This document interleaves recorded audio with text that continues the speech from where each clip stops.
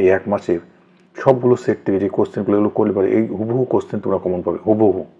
ঠিক আছে, এর বাইরে কোনো কোশ্চেন হবে না। দেখো বলেছি বড় থেকে ছোট হিসেবে সাজাও। বড় থেকে ছোট কীভাবে সাজাবো? দেখো বড় থেকে ছোট হিসেবে কীভাবে আমরা সাজাবো, প্রথমে আমাদের কী কাজ হবে? দেখো এই ধরনের যখন প্রশ্ন আমাদের থাকবে, আমাদের প্রথম কাজ কী হবে? দেখো কী আছে, 2-এর মাথায় 60, তাই তো, 4-এর মাথায় কত 36, 3-এর মাথায় কত 48, তাই তো। তাহলে এই ধরনের যখন থাকবে, এই মাথায় যেগুলো আছে কত আছে 60, 36, 48, এগুলোকে আমরা কী করবো, এর মধ্যে দেখবো যে প্রত্যেকটা সংখ্যার মধ্যে কত আছে 5 গুণ 12 60, 3 গুণ 12 কত 36, 4 গুণ 12 কত হয় 48। এই 12 প্রত্যেকটার মধ্যে কমন আছে না? প্রত্যেকটার মধ্যে যেটা কমন থাকে সেটা কি গসাগু, তাই তো। সবচেয়ে বড় সংখ্যা যেটা প্রত্যেকটার মধ্যে কমন থাকবে সেই গসাগুটা আমরা কি করব, গসাগুটা বাদ দিয়ে দেবো, এই 12 বাদ দিয়ে দেবো। তাহলে 12 যদি আমরা বাদ দিয়ে দিই, গসাগু যদি আমরা বাদ দিয়ে দিই, পড়ে থাকবে কত 5। তাহলে এখানে আমরা কি করবো বলো তো, 2-এর মাথায় 5, ওপরে যে 12, ঠিক আছে। এখানে কত ছিল 4, 4-এর মাথায় কত থাকবে 3 12 36, 3, তাই তো, উপরে কত 12। এখানে আমাদের কত থাকবে 3, তার মাথায় কত 4, তারপরে কত 12। এই 12 প্রত্যেকটার মাথায় যেটা আছে, সেই জন্য প্রত্যেকটা মাথায় 12, এগুলো আমরা গসাগুটা কী করবো, বাদ দিয়ে দেবো, সহজ নিয়ম। তাহলে এখানে পড়ে থাকবে কত 2-এর মাথায় 5, এখানে পড়ে থাকবে কত 4-এর মাথায় 3, এখানে পড়ে থাকবে কত 3-এর মাথায় 4। এবার মানে কি, এর মাথায় এটা থাকে মানে সূচক, সূচক মানে 2 কটা 5টা, 5টা 2 গুণ করলে কত হয়, সহজ নিয়ম, 5টা 2 গুণ করলে কত হয় সবাই পারি, 2 2 4, 4 2 8, 8 2 16, 16 কত 32। 4 3টে গুণ করলে কত হবে, 4 কটা আছে 3টে, মাথায় 3 মানে 3টে আছে, 3 4 4 4 16, 4 16 কত 64। 3-এর মাথায় 4, 3 কটা আছে 4টে আছে, 3 কটা আছে 4টে আছে, গুণ করি, 3 3 9, 3 3 9, 9 কত 81, মনে থাকবে। তাহলে এবার আমরা দেখবো বড় থেকে ছোট, এর মধ্যে বড় কোনটা, 81 বড়, তাই তো। সবচেয়ে বড় কত 81, 81 মানে কত 3-এর মাথায় 48, সবচেয়ে বড় কত, 3-এর মাথায় 48। তারপর বড় কোনটা, এর মধ্যে 64 বড়, 32 না 64, 64, 64 মানে কোনটা, এটা 4-এর মাথায় কত 36। তারপর আমাদের একদম লাস্ট কোথায়, 2-এর মাথায় 20, তাই তো, 2-এর মাথায় এই যে 60। তাহলে এখানে আমরা সঠিক প্রশ্ন কী হবো, 3-এর মাথায় 48, তারপরে 4-এর মাথায় 36, 2-এর মাথায় 60। সঠিক উত্তর আমাদের কী হবে, সঠিক উত্তর হবে এ। বোঝা গেল কীভাবে করতে হবে, শর্টকাট নিয়ম। পরের প্রশ্ন দেখো, এই ধরনের প্রশ্ন ক্ষেত্রে আমরা একটুখানি বেসিক এগুলো আমরা জানি, প্র্যাকটিস করে যারা করবে তারা সহজেই জানে, আমরা অনেকবার করিয়েছি। দেখো এই ধরনের যখন থাকবে একটু ভালো করে দেখো, 1 - 1/2, আমরা জানি নিচেরটা লসাগু করতে হবে 2, 2 1 কত 2 - 1, এটা খুব বাদ দিলে কত হবে 1/2। ঠিক আছে, একই রকমভাবে এটা যদি আমরা করি কত হবে বলো তো, 3 - 1 কত হবে 2/3। সহজে এটা দেখা মাত্র আমাদের হয়ে যাবে। এখানে এর সঙ্গে কি সম্পর্ক, এটা সবসময় এগুলো ব্র্যাকেট মানে কি গুণ সম্পর্ক, 2/3 হলো। এরপরটা দেখো কত হবে, 4 থেকে 1 বাদ দিলে কত হবে 3/4। পরপর এইভাবে হবে, দেখবো মানে, এবং এইভাবে কাটাকুটি হয়ে যাবে।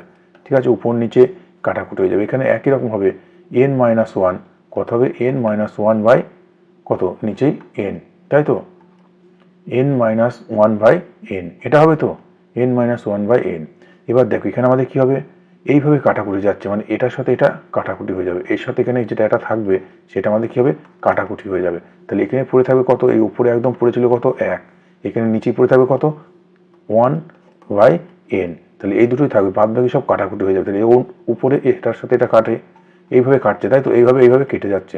তাহলে এখানে এইভাবে 2-এর সাথে এটা কাটবে, এটার সাথে কেটে যাবে। তাহলে এখানে পড়ে আছে উপরে কত 1, নিচে পড়ে আছে কত n। তাহলে এটাই আমাদের শেষ পর্যন্ত অবশিষ্ট থাকবে, মনে থাকবে। পরবর্তী প্রশ্ন দেখো, পরবর্তী প্রশ্ন কি আছে দেখো, পরবর্তী প্রশ্ন যেটা রয়েছে বলেছে 20 অপেক্ষা বড় এমন দুটি সংখ্যার যোগফল কত 180, গসাগু কত 15, গসাগু কত 15, সংখ্যা দুটি কি কি। দেখো গসাগু বলে দিয়েছি, গসাগু আমরা লসাগুর অঙ্ক জানি, গসাগু কত বলেছে 15, গসাগু মানে কি সবচেয়ে বড় সংখ্যা দুটোর মধ্যে কমন থাকবে। ঠিক আছে, তাহলে দেখো এখানে এবং কি বলেছে, দুটো মানে এমন এই 15 সংখ্যাটার গুণিতক, এর গুণিতক যেগুলো হবে সেগুলো দুটো সংখ্যার মধ্যে কমন থাকবে। ঠিক আছে, দেখো এখানে অপশন অনুযায়ী আমরা করতে পারবো, এবং সংখ্যা দুটো কী হবে, অবশ্যই 20 থেকে বড় হবে।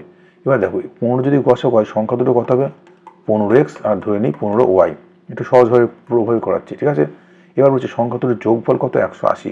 তাহলে এই 15x একটা সংখ্যা, 15y একটা সংখ্যা, এই দুটো সংখ্যার সমষ্টি মানে যোগফল কত 180।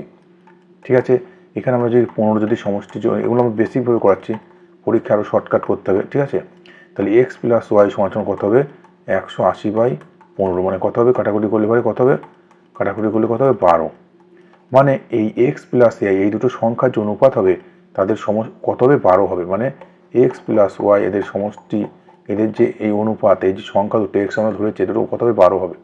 তাহলে দেখি 12 কীভাবে হয়, এক্স ওয়াই 12 কীভাবে হয়, 1 গুণ 11 যোগ করলে কত হয় 12, 2 যোগ 10 যোগ করলে 12 হয়, 3 যোগ 9 করলে 12 হয়, তাই তো 4 8 করলে 12 হয়, 5 7 করলে 12 হয়, ঠিক আছে, 6 6 করলে 12 হয়, ঠিক আছে। এবার জানি আমরা কি জানি, আমরা বেশিভাবে করছি, এবার কি জানি পরস্পর মৌলিক হবে। দেখো এই 2 আর 10 পরস্পর কি মৌলিক নয়, 2 দিয়ে 10 কাটা যায় তাহলে এটা হবে না, 3 9 9 দিয়ে 3 কাটা যায়, 9 কে 3 দিয়ে কাটা যায় তাহলে এটা হবে না, 4 8 কাটা যায় পরস্পর হবে না, 6 6 কাটা যায় হবে না, তাহলে দেখো এখানে হবে কোনটা, এইটা, তাই তো, কত, এই যে 1 আর 11 এই অনুপাত হবে আর 5 আর 7, তাই তো, তাহলে এই দেখো 1 আর 11 অনুপাত হবে আর 5 আর 7 অনুপাত হবে, তার মানে এই 15 সাথে এটা এক্স এর মান 1 যদি হয় ওয়াই মান কত হবে 11 হবে, তাই তো, এক্স এর মান যদি আমাদের 1 হয় ওয়াই মান কত হবে 11 হবে। দেখো তাহলে এক্স এর মান যদি 1 হয় 15 কি কত হবে 15, আর 11 15 গুণ করলে কত হবে 165 হচ্ছে, এই দুটো গসাগু 15 যোগ করলে 180 হয়ে যাচ্ছে। দেখো ঠিক আছে আমাদের নিয়ম, কিন্তু বলেছিস 20 অপেক্ষা বড় সংখ্যাটা কি হবে, সংখ্যাটা 20 অপেক্ষা বড়, তাহলে এটা কি হবে 20 অপেক্ষা বড় হচ্ছে না, তাহলে সেজন্য এটা হবে না। সেজন্য দেখো 5 15 কত হবে, 5 গুণ 15 মানে কত হবে 75, আর 7 গুণ 15 করলে কত হবে 105। দেখো এই দুটো সংখ্যার গসাগু সমষ্টি 180, ঠিক আছে, এবং 20 অপেক্ষা বড়, তাহলে সঠিক উত্তর আমাদের কি হবে এটা। কিন্তু পরীক্ষার সময় কিভাবে করবো, কি হবে এখানে মনে রাখতে হবে এই জিনিসটা পরস্পর মৌলিক হবে, এটা মনে রাখতে পরস্পর মৌলিক হবে, এই জিনিসটা আমাদের অনেক ভুল হয়ে যায়, পরস্পর কি হবে মৌলিক হবে, ঠিক আছে, মানে দুটো সংখ্যা পরস্পর কাটাকুটি যাবে না। 1 11 দেখো এটা পরস্পর মৌলিক, 5 7 মৌলিক, এগুলো কিন্তু মৌলিক না, কেটে যায়, সেই জন্য হবে না। তাহলে 1:11 অনুপাত অথবা 5:7 অনুপাত, এটা হচ্ছে না, কারণ এটা বুঝতে পারলাম। অপশান দেখবো 15 দিয়ে কাটাকুটি করা যাবে, দেখো 15 দিয়ে এটা কাটাকুটি যায়, এটা যায়, ঠিক আছে, এটা যায়, এটা যায় না, তাহলে হবে না। 15 দিয়ে দুটো কাটাকুটি যায়, এটা হবে না। এবার এই দুটোর মধ্যে কনফিউশন আছে, 15 দিয়ে 4 15 60, 8 15 120, 5 15 75, 7 15 105। এবার দেখো এই দুটো যোগ করলে 180, ঠিক আছে, কিন্তু 4 আর 8 এই যে অনুপাত, দেখো 4 আর 8 অনুপাত, 4 অনুপাত 8 মানে কি পরস্পর মৌলিক হয়, হয় না, তাই জন্য এটা হবে না। তাহলে সঠিক উত্তর আমাদের এটা, অপশান দেখে আমরা এগুলো করবো শর্টকাটে, বুঝে গেল। পরবর্তী দেখো, এক ব্যক্তি ব্যাংক থেকে 600 টাকা পান, 600 টাকা পান, মোট টাকা কত 600 টাকা, এতে কি আছে 5 টাকার 10 টাকার নোট আছে, ঠিক আছে, তিনি মোট কটি নোট পেয়েছে 72টি নোট পেয়েছে। তাহলে এই ধরনের অঙ্কের কি হবে, সেই অ্যালিগেশনের নিয়ম, মোট টাকা কত 600 টাকা তার কাছে, যদি ধর এটা 10 টাকার নোট আছে, এটা ক টাকার নোট আছে 5 টাকার নোট আছে, মোট কটা আছে 72টা, এই 72টা যদি 10 টাকার নোট থাকে তাহলে কত টাকা থাকবে তার কাছে, তাহলে তার কত টাকা থাকবে 720 টাকা, এই 72টাই যদি তার কাছে 5 টাকার নোট থাকে তাহলে কত টাকা থাকবে 360 টাকা, তার কাছে আছে কত টাকা 600 টাকা, এটা আমরা মাঝখানে লিখে নেবো, ঠিক আছে। এবার সেই অ্যালিগেশন নিয়ম এইভাবে করতে হয়, সহজ নিয়ম, সেই মুরগি মাতার সেই অঙ্ক একই, তাহলে এটা থেকে এটা যদি বাদ দিই কত হবে 240, এখান থেকে এটা যদি বাদ দিই কত হবে 120, এই শূন্য কেটে দেবো, এদের অনুপাত করছি, এটা 12 দোকানে 24, 12 12, তার মানে কত হবে 2:1 অনুপাতে হবে। তার মানে 10 টাকার নোট যদি আমাদের দুটো থাকে, 5 টাকার নোট কত থাকবে একটা থাকবে, ঠিক আছে, বোঝা গেল কীভাবে করলাম, ঠিক আছে। তাহলে এখানে 2:1 অনুপাত বলেছে, 10 টাকার নোটের সংখ্যা কত, তাই 2 আর 1 অনুপাত থাকবে, মোট 72, এই 2 আর 1 কত, 2 আর 1 3, এই 3 মানে কত 72টি, তাহলে 2 মানে কত হবে 1 মানে 24, 2 মানে কত হবে 48টি, তাই তো 48টি, বোঝা গেল। মোট এই 3 মানে কত, 3 মানে 72টি, সংখ্যা কত 72টি আছে, আমাদের বের করতে হবে 2 এর মান, 2 মানে তাহলে কত হবে 48টি, মনে থাকবে। তাহলে 10 টাকার নোট কটা আছে 48টা।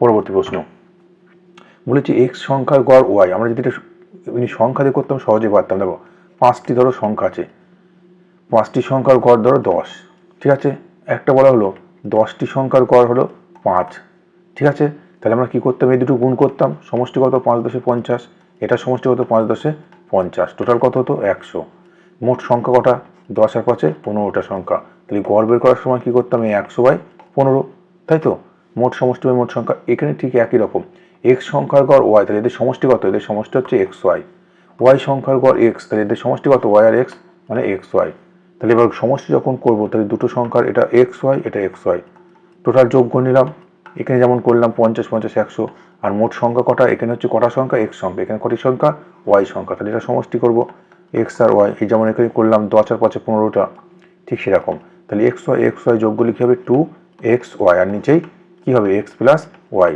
তাহলে আমাদের সঠিক উত্তর কী হবে 2xy by X plus Y, তাহলে বি উত্তর হবে। বোঝা গেল? একই রকমভাবে এটা যেমন করছি ঠিক সেম।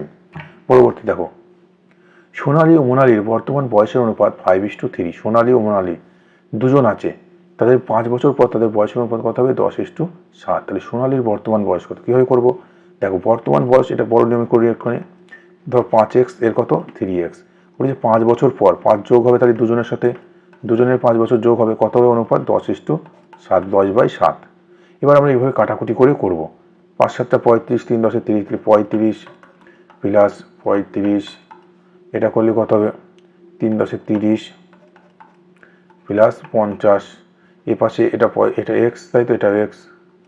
এবার এ পাশে কাটাকুটি করলে 5x সমান কত হবে 50, ও পাশে 35 গেলে কত হবে 15 হবে। তাহলে এক্স সমান কত হবে 5, এক্স এর মান কত হবে 5। বলেছে সোনালীর বর্তমান বয়স, সোনালী কত, সোনালীর বর্তমান বয়স কত 5, তাই তো সোনালীর বয়স কত 5।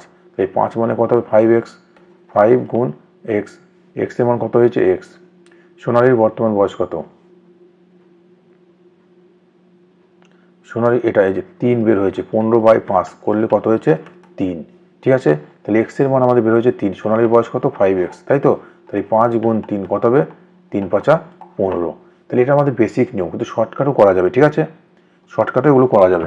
পরবর্তী দেখো, একজন পুরুষ 4 দিন এবং একজন মহিলা 6 দিন ও একজন বালক 5 দিন কাজ করে, একটি কাজ শেষ করতে পারে, তারা সকলে মিলে মোট 660 টাকা মজুরি পায়, ঠিক আছে। এটা পরের কথা। যদি তাদের দৈনিক কাজের অনুপাত এত হয়, তাদের 12টি কথা দেখো। ধরো তুমি প্রতিদিন 10টি কাজ করো, কাজের অনুপাত মানে 10 ধরো কাজ করো, তুমি ধরো 4 দিনে করতে পারো একটা কাজ 4 দিনে করো, তুমি 10টি কাজ করো, তাহলে কীভাবে করবো? এটা আমরা গুণ করে তো পাবো, তার যে সে 10টা কাজ করে তাহলে 4 দিনে করে, তাহলে একদিনে কটা পাবে, এইভাবে আমরা করি। এখানেও তেমন বলেছে, পুরুষ মহিলা আর কি বালক, এই পুরুষ কটা কাজ করে দৈনিক 1/3 অংশ, মহিলা কটা করে 1/4, বালক কটা করে 1/6।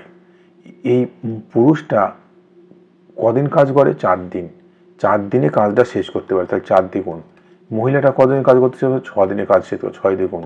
বালক কদিনে করতে পারে 5 দিনে শেষ করতে, 5 দ্বিগুণ, ঠিক আছে। তাহলে এখানে যদি আমরা এটা গুণ করি দেখবো 4/3, এটা যদি কাটাকুটি করি কত হবে 3/2, ঠিক আছে। এটা যদি আমরা করি কত হবে 5/6, ঠিক আছে। এটা আমরা অনুপাত, তাদের ক্ষমতা, তাদের যে সময়, দিন প্লাস কাজের যে এফিসিয়েন্সি, এই দুটো গুণ করে আমরা তাদের কী পাবো, তাদের এফিসিয়েন্সি পাবো, এবং তাদের ক্ষমতা এফিসিয়েন্সি অনুযায়ী কী হবে টাকাটা ভাগ হবে। তার মানে যে যত বেশি কাজ করবে সে তত বেশি টাকা পাবে, তাই তো।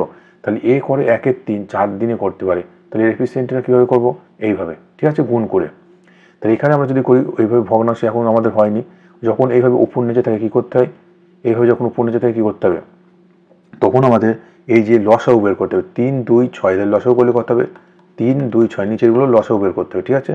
এদের লসাগু কত হবে 6 হবে, তাই তো, লসাগু করলে কত হবে 6 হবে। তাহলে এটা কী করবো 6 দিয়ে প্রত্যেকটা আমরা গুণ করব, প্রত্যেকটা 6 দিয়ে গুণ করব, ঠিক আছে, প্রত্যেকটা 6 দিয়ে গুণ করব, কত হবে 2 হবে, এটা 3 হবে, এটা গুণ করলে কত হবে 1 হবে। তাই 4 দোকানে কত হলো 8, 3 3 9, আর 5 5। তার মানে এদের কাজের অনুপাত হলো 8 9 5। এই কাজের অনুপাত অনুযায়ী কী হবে, তারা টাকা পাবে। তাহলে 8 9 5, এটা ধরে আমি এক্স ধরলাম, এটা এক্স ধরলাম, এটা এক্স ধরলাম, তারপরে 8x 9x আর 5x। তাহলে এটা যোগ করলে কত হবে 8 আর 9 17, আর 5 কত 22x। এই 22x এর মান কত 660 টাকা। তারা মোট ক টাকা হবে 660 টাকা। তাহলে এক্স এর মান ক টাকা, এক্স এর মান এটা গুণ করলে কত হবে 30 টাকা, তাই তো। তাই এখানে আমাদের বলেছে বালকটি কত পাবে, বালকটি পাবে 5x। তাই 5x মানে কত, x মানে যদি 30 হয় 5x মানে কত হবে 3 5 15, 150 টাকা। বোঝা গেল? খুব সহজ নিয়ম, একটু আমাদের নতুন হচ্ছে।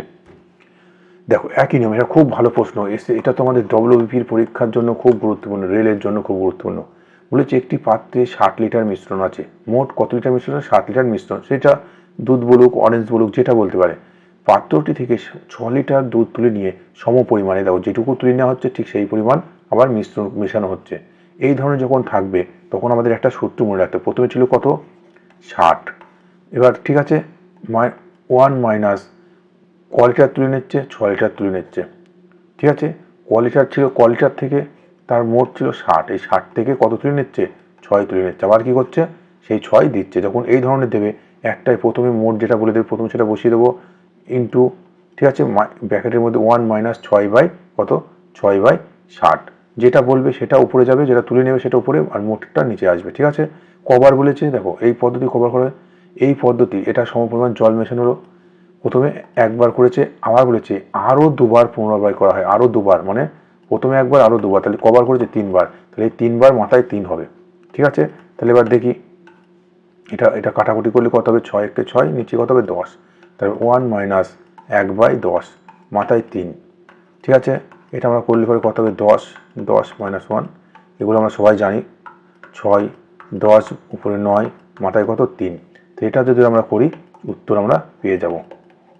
ঠিক আছে, এটা যদি আমরা করি উত্তর পেয়ে যাব। কীভাবে, ওই 0 0 কেটে দিলাম। ঠিক আছে, এখানে আর কাটাকুটি দরকার নেই। দেখো একটু সহজ নিয়ম করো, 9 নং কত 81, 3 9 কিউব কত, 9 কিউব কত 729, তাই তো, 9 কিউব 729, 729 গুণ 6 করলে কত হবে, 6 নং 54, শেষে 4 থাকবে, 4 তো সব করে আছে, 6 নং 54 হাতে 5, 6 দোকানে 12, 12 আর 5 17, তাহলে দেখো এখানে আমরা পেয়ে গেলাম, শেষে 74 হবে। 74 কত আছে, এই একটা অপশানে আছে 74, তাই তো, একটা অপশানে আছে 74, তাই এটা হবে। মনে থাকবে কোনো কিছু নাই, জাস্ট এই যেটা বলে দেবে মোট সেটা আমরা লিখে নিলাম, 1 মাইনাস কত যেটা তুলতে বলবে এবং সেটা মিশাতে বলবে সেটা কত 6 লিটার, সেজন্য উপরে 6 গেল, মোটের মিশ্রণ কত ছিল 60। এটা আমরা চক্রবৃদ্ধি সুদের মতো করে করতে পারি। ঠিক আছে, এটা আরেকটা মেথডেও করা যায়। পরবর্তী দেখো, দুই প্রার্থীর মধ্যে নির্বাচনে যে প্রার্থী 41% ভোট পেয়েছে সে এত ভোটে অন্য প্রার্থীর কাছে হেরেছে। 41% মানে সবসময় কত, 100। মোট ভোটার কত ধরে নাও, মোট ভোটার কত, মোট ভোটার সবসময় 100% লাভ, 100% হবে। তো এই মোট ভোটার কত, 100%। একজন পেয়েছে কত, 41%।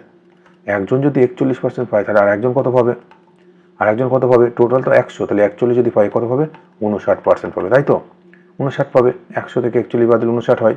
এবার এই দুটোর মধ্যে যে ডিফারেন্স, সেটাই তো ডিফারেন্সটা হবে, সেটাই তো ভোটের যে পরাজিত হবে, যে জিতবে বা হারবে, তার মধ্যে ডিফারেন্সটা এটাই তো হবে। তাহলে 59 আর 41, এদের মধ্যে ডিফারেন্স কত পার্সেন্ট, এদের মধ্যে ডিফারেন্স কত, এদের মধ্যে ডিফারেন্স হলো 18, তাই তো, এদের মধ্যে ডিফারেন্স 18। এই 18% ভোটেই তো পরাজিত হবে। কত ভোটে, 18 ভোটে মানে কত ভোট, 18% মানে হচ্ছে 2412 ভোট। আমাদের বের করতে মোট ভোটার মানে কত, 100%। তো এই 18% মানে যদি এটা হয় 1% মানে কত, আর 100% মানে কত, তো এটা কি হবে, এটা মানে এটা, তাহলে 100% গুণ হবে। এবার এটা কাটাকুটি করবো, কাটাকুটি করলে আমাদের অপশান চলে আসবে, 6 দিয়ে 3 ছক 18, 4 ছক 24, ঠিক আছে, 0, 6 দোকানে 12, 3 দিয়ে কাটি, 3 একে 3, 3 3 9, 3 4 12, তাই কত হচ্ছে 1 3 4 দুটো 0, 1 3 4 দুটো 0, মনে থাকবে। তাই মোট ভোটার 100, একজন যদি 41 পায় একজন কত পাবে, 59 পাবে। তাহলে এক যে বেশি, এটা হচ্ছে জয়ী প্রার্থী, এই জয়ী প্রার্থী যদি 59 পায়, এটা পরাজিত প্রার্থী যে হেরে গেছে সে পাবে 41, তাহলে এদের মধ্যে ডিফারেন্স কত, 18। এই 18% মানে কত ভোট ডিফারেন্স, কত ভোট হেরেছে, 2412 ভোট, মনে থাকবে। তাহলে এটা মানে এটা। পরবর্তী প্রশ্ন বলেছে তাজা ফলে 68% জল। তাজা ফল মানে বোঝো, আমরা যেটা আঙুর খাই সেটা হচ্ছে তাজা ফল, ধরো সেটা হচ্ছে 68% জল থাকে, তার মধ্যে জল। শুকনো ফল মানে কিশমিশ, ধরো এটা ধরো কিশমিশ, ঠিক আছে, এটাতে কত পার্সেন্ট জল, 20% জল, এটা মানে ধরো আঙুর। ঠিক আছে, এবার বলেছে এই 100 কেজি তাজা ফল থেকে কত কেজি শুকনো ফল পাওয়া যাবে।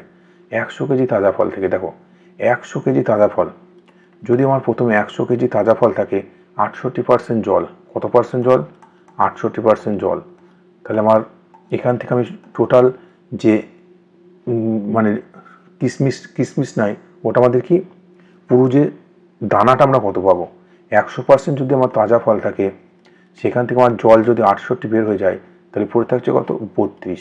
এই 32 কি, 32টা হচ্ছে আমার তার দানাটা বা শ্বাসটা আমি ধরতে পারি।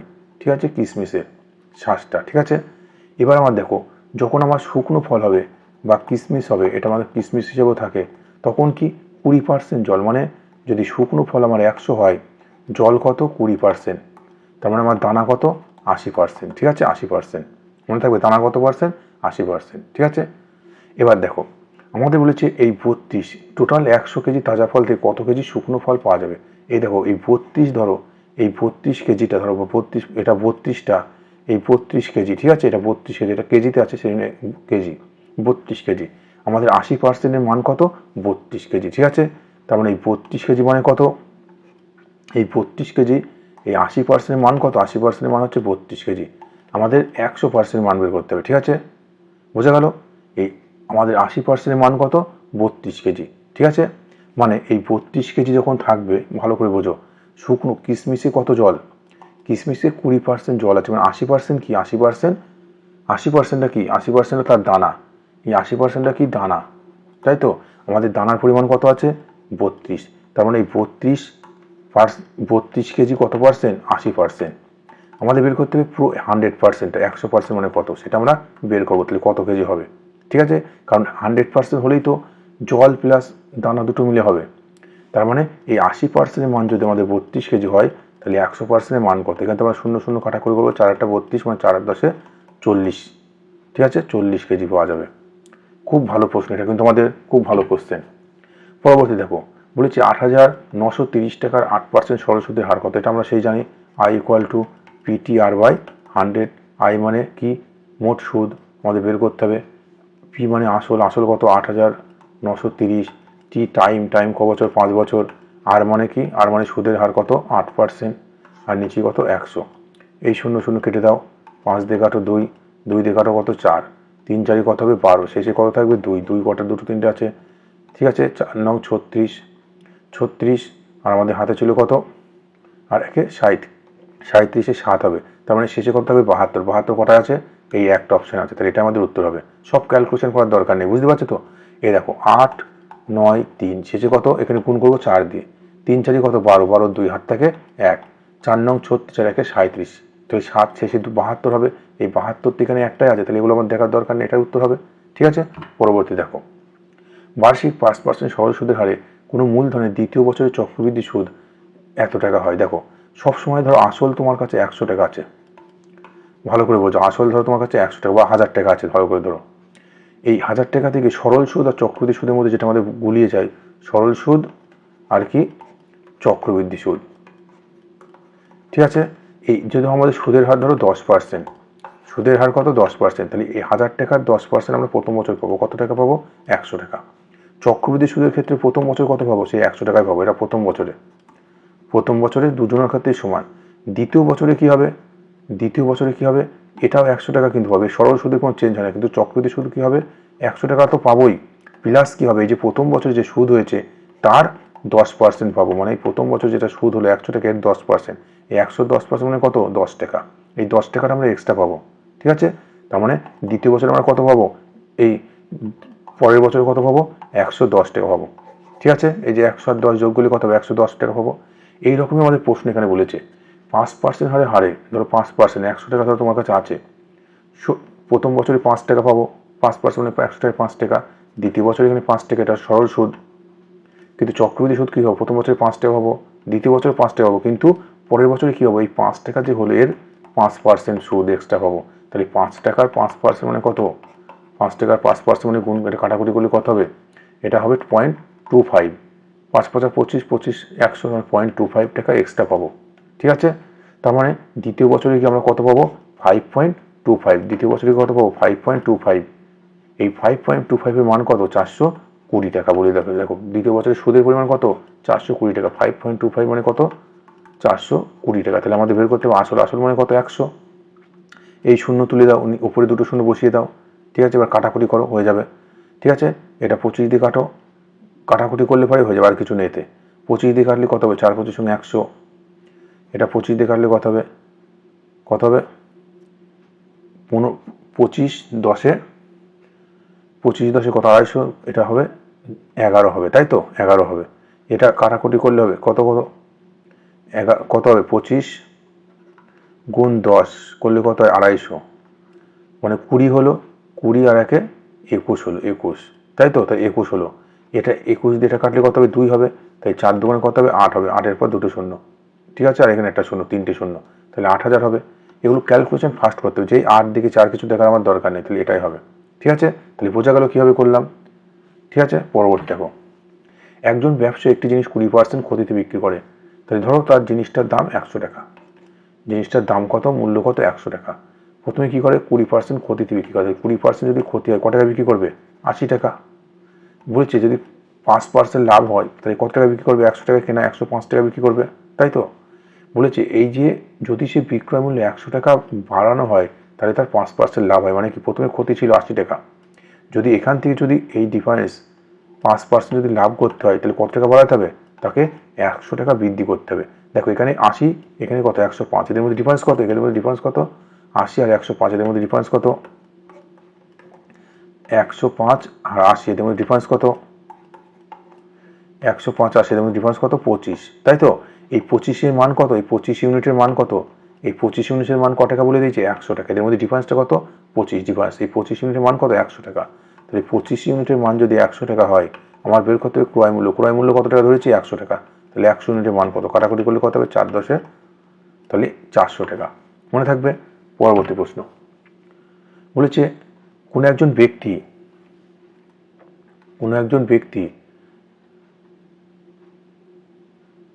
একটা জিনিস কোনো কি বলেছে লাভ বা ক্ষতি সে কিছুই করতে চায় না, কোনো একটা জিনিস সে বিক্রি করবে, লাভ বা ক্ষতি কিছুই করতে চায় না, কি বলেছে তিনি জিনিসের ধার্য মূল্যের উপর 40% বাড়িয়ে লেখেন।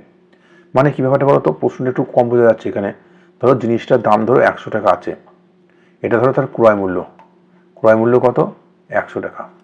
সে বলেছে ধার্য মূল্য 40% বাড়িয়ে লেখে। এখানে যখন সে ধার্য মূল্য করবে মানে গায়ে লিখে রাখা দাম যেটা বলে না, মার্ক প্রাইস, ধার্য মূল্য করবে 40% বাড়িয়ে, মানে 100 টাকা যদি দাম থাকে 40% বাড়িয়ে করবে, মানে কত করবে, 40% যদি বাড়িয়ে করে 140 টাকা করবে, ঠিক আছে। কিন্তু ও যখন বিক্রয় করবে বলেছে যে দামে কিনবে সে দামে বিক্রি করবে, কোনো লাভ ক্ষতিও করবে না, ঠিক আছে। ও লাভও চায় না, লসও চায় না, ঠিক আছে। তাহলে ক্রয় মূল্য 100 টাকা যদি থাকে ও 100 টাকায় বিক্রি করবে, তাই তো। যদি লাভ লস যদি কিছুই না করতে হয়, ক্রয় মূল্য বিক্রয় মূল্য তো সেম করতে হবে, যেহেতু লাভ লোকসান কিছুই করবে না, ঠিক আছে। কিন্তু বলেছে কত পার্সেন্ট তাহলে ছাড় দেবে। দেখো ওর কাছে এখন ধার্য মূল্য কত, 140, ও বিক্রি করছে ক টাকায়, 100 টাকায়, তাহলে ছাড় দিচ্ছে ক টাকা, 40 টাকা। তাহলে দেখো সবসময় ছাড় কার উপর হয়, ধার্য মূল্যের উপর। তাহলে ধার্য মূল্য 140 টাকা, ছাড় দিচ্ছে ক টাকা, ও বিক্রি করছে তো 100 টাকা, তাই ছাড় দিচ্ছে 40 টাকা। বলছে ধার্য মূল্যে ছাড়ের ডিসকাউন্ট হার, ছাড়ের হার কত, তাহলে 100 টাকায় ক টাকা, 0 0 কেটে দাও, 2 হবে, এটা 7 হবে, তাহলে উপরে হবে 200, নিচে হবে 7, 200/7 মানে কত হবে, দেখো 3 7 21, মানে 210-এর কাছাকাছি, 30-এর কাছাকাছি হবে, ঠিক আছে। 30-এর কাছাকাছি, এটা উপরে অনেক বেশি, এটা বেশি, এটাই হবে আমাদের উত্তর। এগুলো আমাদের বুঝে যেতে হবে, এটা ক্যালকুলেশন যদি তুমি করো তাও পেয়ে যাবে, ঠিক আছে। মানে 200-কে 30 দিয়ে ভাগ করলে, 200-কে 7 দিয়ে ভাগ করলে দেখো 7 দোকানে 14, 6 60, 7 8 56, ঠিক আছে। তাহলে আর আমাদের দেখার দরকার নেই, 28.5 এটাই আছে, মনে থাকবে। পরবর্তী প্রশ্ন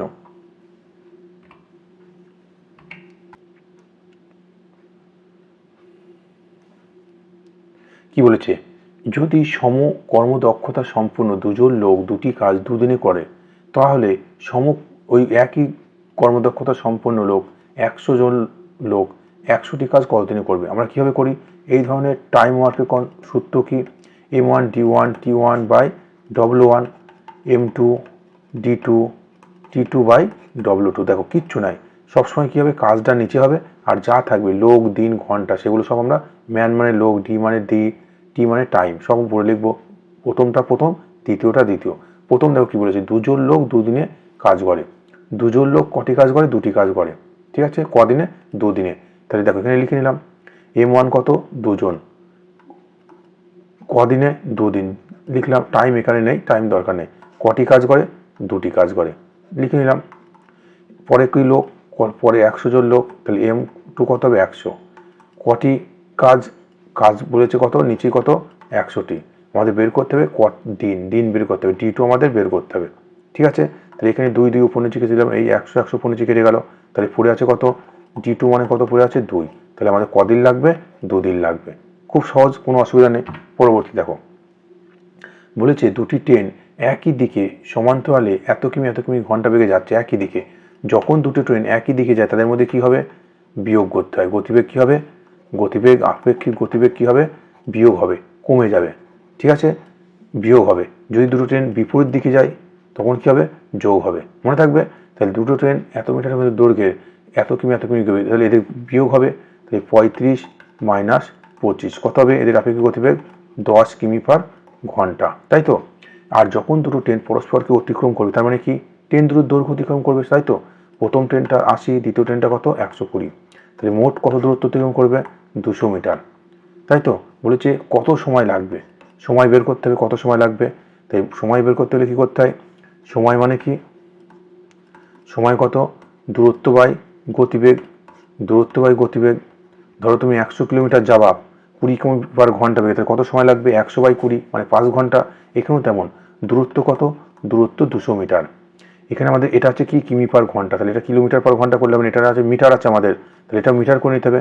তাহলে 10 গুণ মিটার করতে গেলে কত করতে হবে? 5/18 দিয়ে গুণ করতে হয়, তাই তো।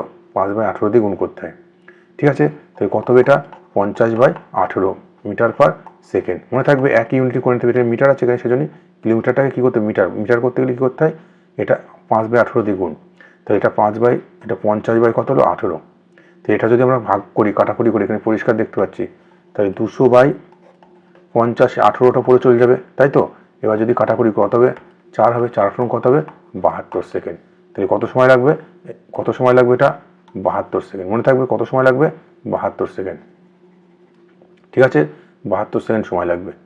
পরবর্তী প্রশ্ন, দুটি নৌকা স্রোতের অনুকূলে কোনো দূরত্ব যেতে যত সময় লাগে, স্রোতের প্রতিকূলে ওই একই দূরত্ব যেতে দ্বিগুণ সময় লাগে। বুঝতে পারছো? মানে স্রোতের অনুকূল মানে কি? স্রোতের অনুকূল মানে x + y, এটা হচ্ছে অনুকূল, ঠিক আছে। আর প্রতিকূল মানে কি? প্রতিকূল মানে কি?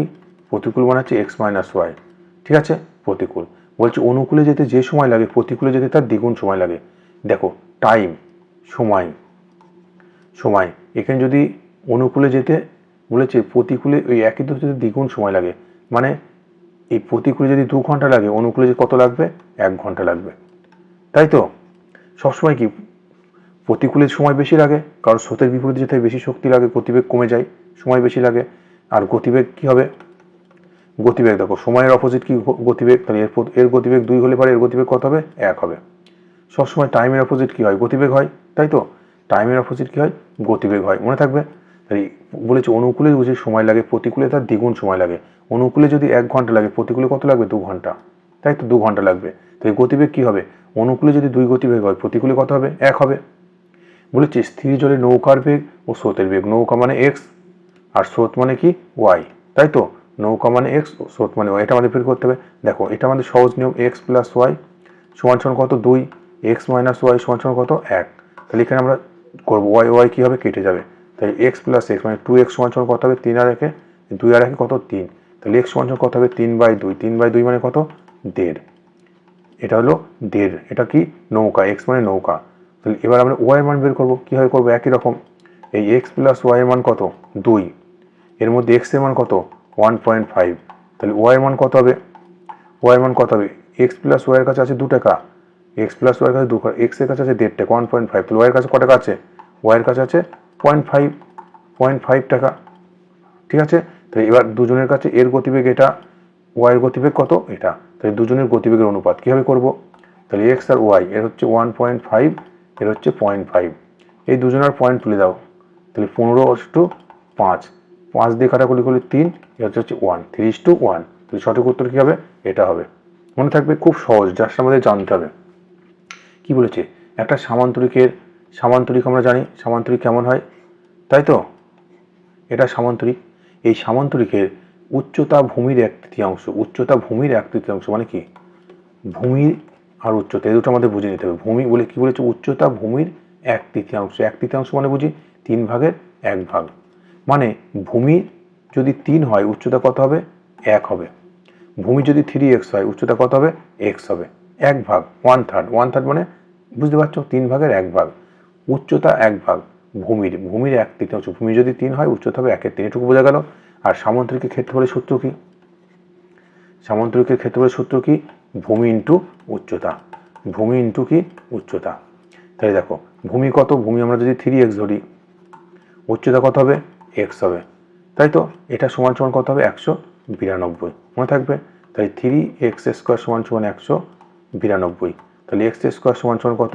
192/3, এটা কাটাকুটি করলে কত হবে, 3 ছক 18, 1 12, 3 4 12, তাহলে এক্স স্কোয়ার সমান কত হলো 64, তাহলে এক্স সমান কত হলো 8, এক্স সমান 8 আমাদের বের করতে বলেছে কার মান, উচ্চতা মান, উচ্চতা মানে কত এক্স, তাহলে এক্স এর মান কত হলো 8 হলো, তাহলে সঠিক উত্তর হবে আমাদের এটা। বোঝা গেল? প্রত্যেকটা প্রশ্ন কিন্তু সহজ ছিল, খুব ইম্পর্টেন্ট, এগুলো আমরা ভালো করে প্র্যাকটিস করতে হবে, বারবার প্র্যাকটিস করলে আমাদের সমাধান হবে, ঠিক আছে? এবং যারা নতুন তাদের এই ক্লাসগুলো ডেসক্রিপটিভ যে বেসিক দিয়ে শুরু করতে হবে, ঠিক আছে? তাহলে কোনো ভয় থাকবে না, প্রথম থেকে শুরু করতে হবে অল্প অল্প করে।